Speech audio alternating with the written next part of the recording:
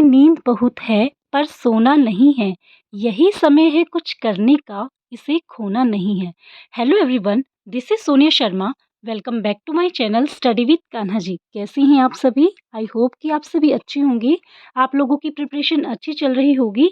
तो देखिए भाई, जो कैंडिडेट्स ये सोचते हैं कि समय बहुत कम बचा है, हाई तैयारी कैसी होगी, एग्ज़ाम भी नियर है, इतने कम समय में तैयारी कैसे होगी, तो आप लोगों की यही टेंशन आज मैं इस वीडियो के अंदर दूर करने वाली हूँ। तो इस वीडियो के अंदर हम डिस्कस करने वाले हैं आपकी यही सब टेंशन्स। तो जो देखिए, आपको पता है कि एग्ज़ाम नज़दीक आने पर ये टेंशन तो सभी को होती ही होती है। आपको पता है कि एनवीएस एग्ज़ाम अब बिल्कुल नियर है, ज़्यादा समय नहीं है। तो आपकी पढ़ाई की वीडियो के साथ-साथ मैं आपको समय-समय पर मोटिवेट भी करती रहती हूँ, ताकि आप डिप्रेशन में ना आएँ और एग्ज़ाम को लेकर आगे भी मैं ऐसा करती रहूँगी। तो भाई, एक छोटी सी रिक्वेस्ट है कि जो कैंडिडेट्स चैनल पर नए हैं, वो प्लीज़ बेल आइकन पर प्रेस करके मेरे चैनल को सब्सक्राइब कर लें, ताकि आपको ऐसे ही नोटिफिकेशन इम्पोर्टेंट वीडियोस की टाइमली मिल सके। तो चलिए बढ़ते हैं अपनी वीडियो में आगे। देखिए, जो आपकी टेंशन है ना, उसको उसका ना एक रीज़न है। क्या है कि आपने अपने टाइम का सही से उपयोग नहीं किया। बट भाई, अब भी आपको जो है टेंशन लेने की ज़रूरत नहीं है, अब भी इसको सुधारा जा सकता है। आपको पता है कि लाइफ़ में कोई ना कोई हर बात जो है वो 2 बार होती है। एक तो जो हमारे दिमाग में होती है और दूसरा हकीकत में। तो इसलिए ये बात तो आप अपने दिमाग से तो निकाल दो कि अब कुछ नहीं होने वाला, ठीक है?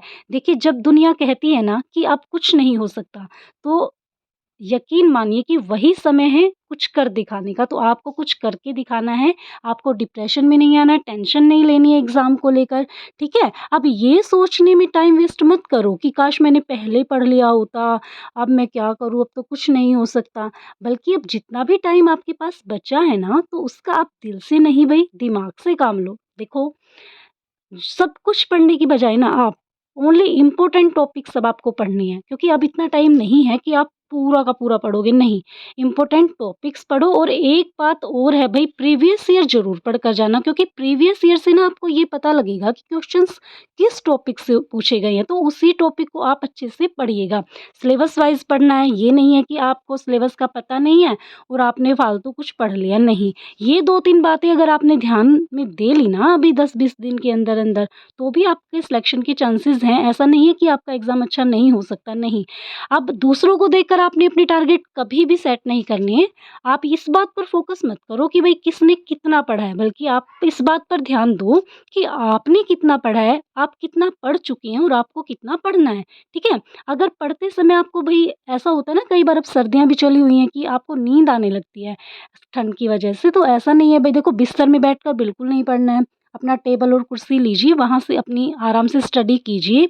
और इम्पोर्टेंट टॉपिक्स जो आपको नहीं याद हो रहे हैं, कुछ फ़ॉर्मूलेज़ होते हैं जैसे मैथ्स के जो कैंडिडेट्स हैं उनको, तो वो अपने स्टडी रूम में आप पेस्ट करके रखिए। सिलेबस को मैंने बताया था कि सिलेबस को भी आप पेस्ट कीजिए, ताकि आप जो टॉपिक्स आपने पढ़ लिए हैं उनको आप टिक कर लें कि भई ये मैंने पढ़ लिए हैं। और एक बात और, जो टॉपिक्स ईज़ी है ना भई, वो टॉपिक्स आप पहले पढ़िए, ताकि आपका टाइम वेस्ट ना हो। और जिनमें आपको प्रॉब्लम आती है, वो अपने एक्सपर्ट्स से आप पूछिए, इम्पोर्टेंट वीडियोज़ देखिए उनसे रिलेटेड, ठीक है?